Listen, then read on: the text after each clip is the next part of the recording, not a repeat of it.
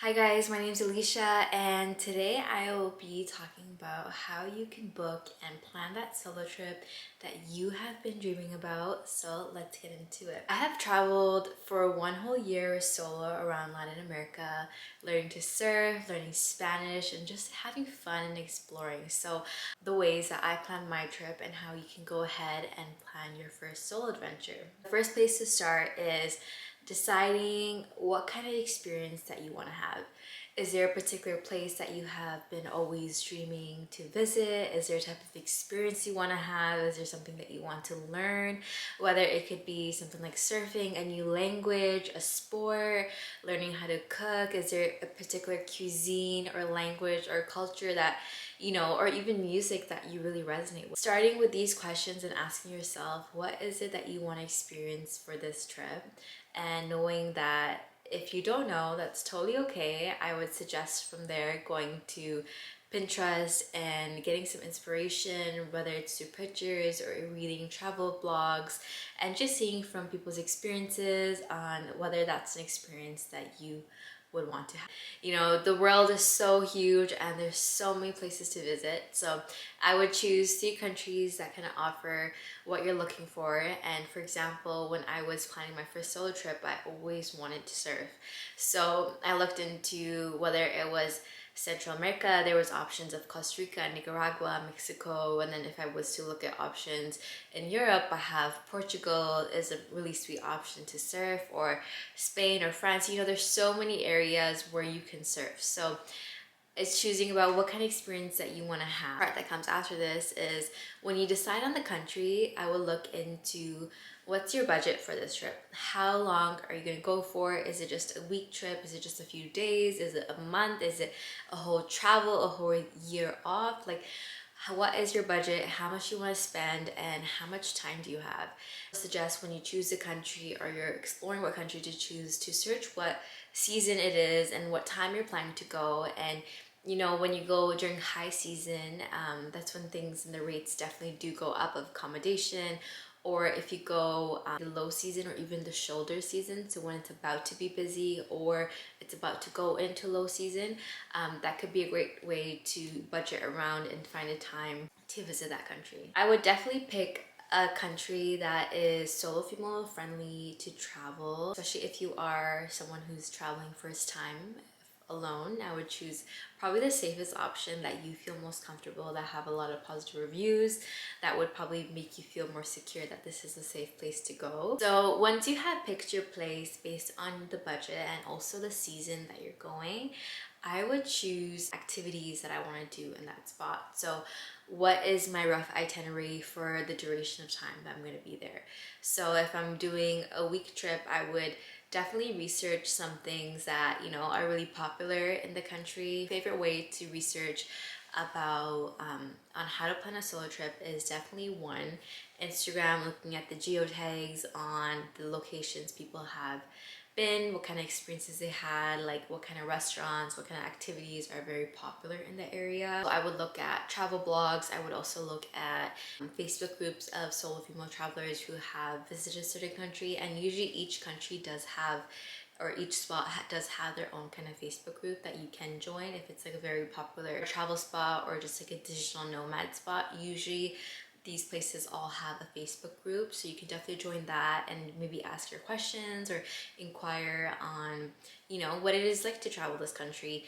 I would also plan to do, like, have a list of things that you want to do. So let's say if you're going for a week and we have a rough idea of what exactly you want to do during that week, but you can plan maybe 1 to 2 activities or 3 activities per day depending on what the activity is, and also keep some room for spontaneous plans of action, or just keep it kind of open as well. I wouldn't be so rigid with my plans unless it does require a pre-booking. Like sometimes, like if you go to a museum, it requires booking in quite in advance. So if it's something like that, then obviously book it. But if you have some freedom, I would also like just kind of free flow with it and see when you get there how you actually feel in that country. And sometimes when you meet new travelers, they give you a suggestion, oh, like this was actually better than what I originally planned. And from here, I would book my accommodation. So I would book whether it's a retreat or you style that you want to do, whether it's a hostel, whether it's a hotel or Airbnb.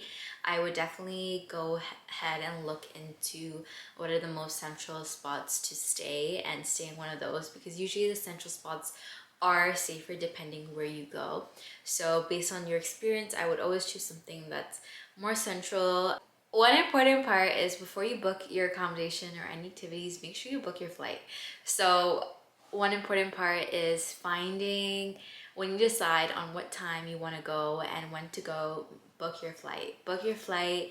If you're flexible with the dates, you know, maybe keep that open and see what works best where you can get the best rate possible. So once everything's been booked, once your flight has been booked, once your accommodation has been booked, a plan of your itinerary, the next part is to start packing. And depending on how long you're going for and where you're going for, I would always recommend packing light and trying to have, whether it's a backpack or if you're staying in one location, a suitcase could work, but a backpack is a great idea if you will be moving around from place to place. When it comes to staying safe, make sure you find ways where you can be connected to your friends and family, but also have a phone where it works and you can contact any local places that you need, whether it's your hotel or whatever you need. So I would always recommend getting a local SIM chip, a SIM card, you know, putting in your phone so you can always have data, you can always have the map access so you know where you're going,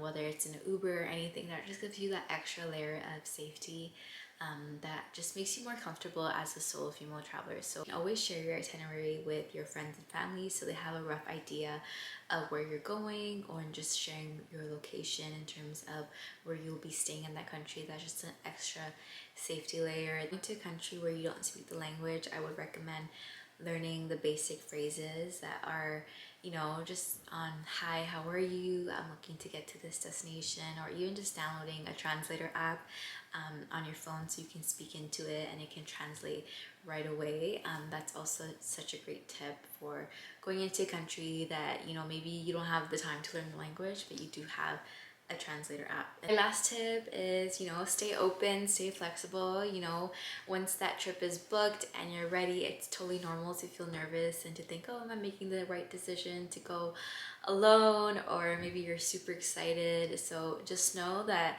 you know, you're opening yourself up to a new world. Solo traveling is amazing. It really builds that extra layer of confidence, and you get to know who you truly are and connect with your true essence, and you get to meet beautiful people all around the world. And I feel like that's so amazing, of putting yourself in new environments, new places, and doing it by yourself. It's truly a courageous person that does this. So really, I hope that you enjoy your solo trip, or you book that solo trip and make it happen for yourself. Thank you so much for watching this video. If you could give it a thumbs up and subscribe, it would mean the world to me.